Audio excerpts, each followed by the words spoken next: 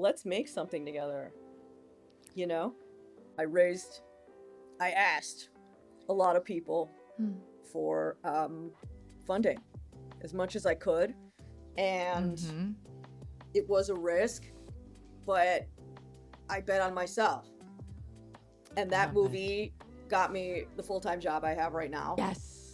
So sometimes we have to do these things, you know? We have to, and I had to say it. I had to say that. I had to get that out.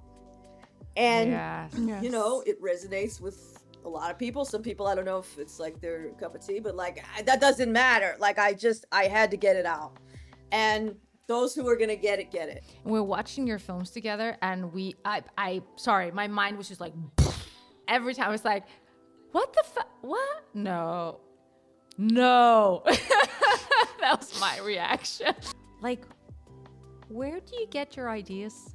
Where did you get all the cats? So I went on a date with a guy who talked to his cat before the pandemic. He would like meow if he was like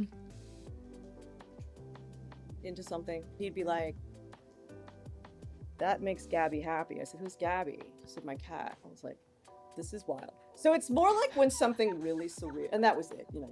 But like, when something really surreal like that happens to me, I'm kind of like, how do I process that? And at the same time, I was talking to my friends, and they were just telling me how cool their cats were. And they're just like, my cat is the coolest thing. And I was like, that's real, you know? Yeah. And I thought about how to synthesize this weird moment in my life into a story that made sense to me. I knew I kind of wanted to make a trilogy of shorts, and I have 4 that I ended up with. One from graduate school at USC.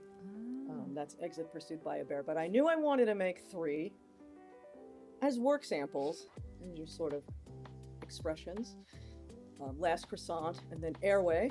So, and I knew Cat was going to be the 3rd. I just sort of decided that.